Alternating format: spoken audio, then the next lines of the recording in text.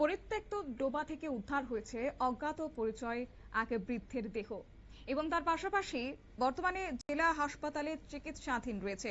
ধর্মনগর জেলা হাসপাতালে ধর্মনগর থানার অন্তর্গত সাকাইবাড়ি ভটপাড়া ৭ নম্বর ওয়ার্ড এলাকায় ডোবা থেকে প্রায় ৮০ বছর বয়সী এক অজ্ঞাত পরিচয় বৃদ্ধকে উদ্ধার করা হয়।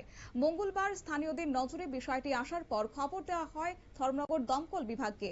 খবর পেয়ে দমকল বিভাগের কর্মীরা দ্রুত ঘটনাস্থলে পৌঁছে বৃদ্ধকে উদ্ধার করে ধর্মনগর জেলা হাসপাতালে নিয়ে আসেন।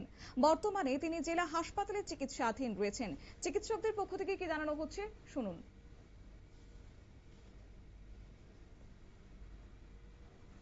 ফায়ার সার্ভিস নিয়ে এসেছে, কি কন্ডিশন রয়েছে ওনার? We have treated an unknown case. A patient was submerged in water, and then police had brought him in. We found the patient in a drowsy state and semi-conscious state.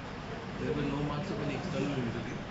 We have attended the patient, given him all the first aid care, and now the patient has been admitted in the surgery ward, and he will be managed further according to the standard protocol.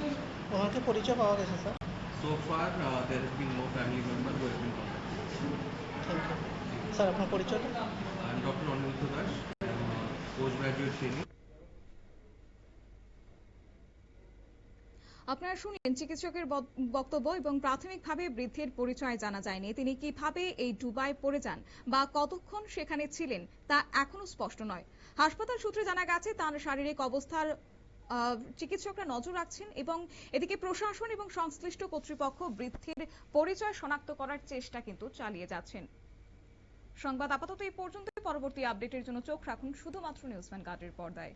নমস্কার।